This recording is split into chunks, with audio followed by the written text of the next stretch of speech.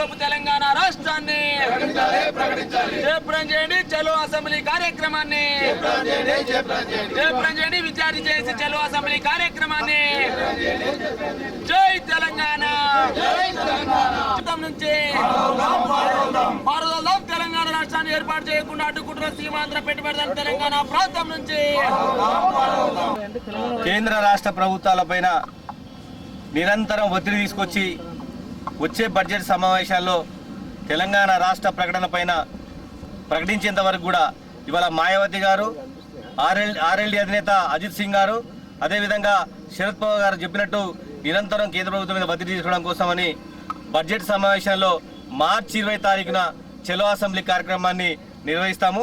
అది కూడా డిసెంబర్ 9 ప్రకటన రావడానికి కారణమైన విద్యార్థి చేసి అప్పుడు అసెంబ్లీ లాగానే ఇప్పుడు అసెంబ్లీ కార్యక్రమాలను నిర్వహిస్తాము. ఇందుకోసమని వేలాది మంది విద్యార్థులు మొత్తం కూడా సమీకరిస్తాము. దాన్ని విజయవంతం చేయడం కోసమని ఫిట్ తెలంగాణ కార్యక్రమంలో భాగంగా మరి ఫిబ్రవరి 15 నుంచి అన్ని జిల్లా కేంద్ర డివిజన్ కేంద్రాలలో సైకిల్ యాత్ర కార్యక్రమం నిర్వహించుకుంటాము. అదేవిధంగా మార్చి 2వ తారీఖున తెలంగాణ విద్యార్థి సింహగర్జనపేట భారీ బహిరంగ సభ నిర్వహించుకుంటామని కూడా మరి విలేకరులు తెలియజేసుకుంటా ఉన్నాం.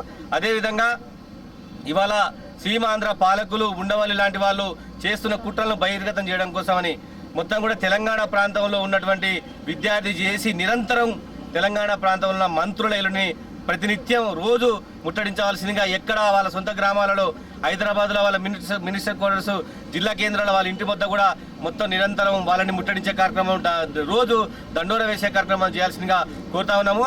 అదేవిధంగా మార్చి 2న, మార్చి 20న జరిగే కార్యక్రమాలు కూడా జయప్రదం చేయాల్సిందిగా, సైకిల్ యాత్రను జయప్రదం చేయాల్సిందిగా కూడా విద్యార్థి చేసి ప్రజలను, విద్యార్థులను చేసి కూడా మొత్తం కూడా కోరుతా ఉన్నది. నిజాం కాలేజీలో మార్చి 2న తెలంగాణ విద్యార్థి సింహగర్జన పేరిట ఆర్ట్స్ కాలేజీలో నిర్వహించినటువంటి ఒక మహాగర్జన కార్యక్రమం నిర్వహించుకుంటాము.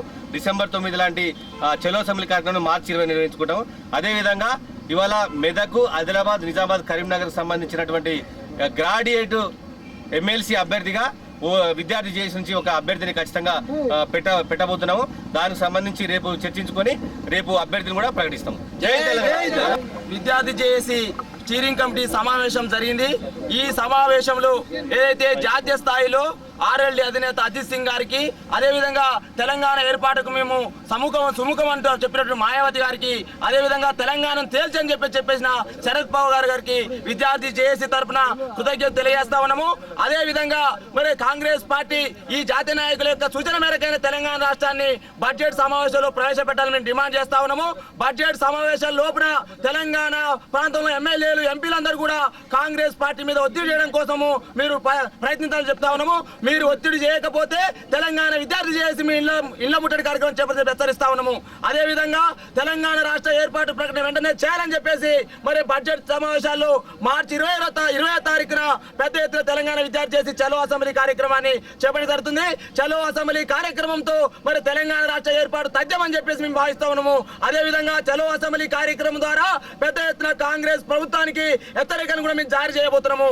అదేవిధంగా రేపు జరగబోయే గ్రాడ్యుయేట్ ఎమ్మెల్సీ ఎలక్షన్ లో విద్యార్థి చేసి నుంచి కూడా అభ్యర్థి పెడతామని చెప్పేసి మేము ఈ పార్టీలకు హెచ్చరిస్తా ఉన్నాము. అదేవిధంగా పెద్ద ఎత్తున తెలంగాణ విద్యార్థి నాయకత్వము ఏదైతే నిజాం కాలేజీలో జరిగే బహిరంగ సభకు ఏదైతే కదిలిరావాల్సిందిగా విజ్ఞప్తి చేస్తూ పెద్ద ఎత్తున కేంద్ర రాష్ట్ర ప్రభుత్వాల మీద ఒత్తిడి చేయడం కోసము పెద్ద ఎత్తున కార్యాచరణ రూపొందిస్తున్నాము.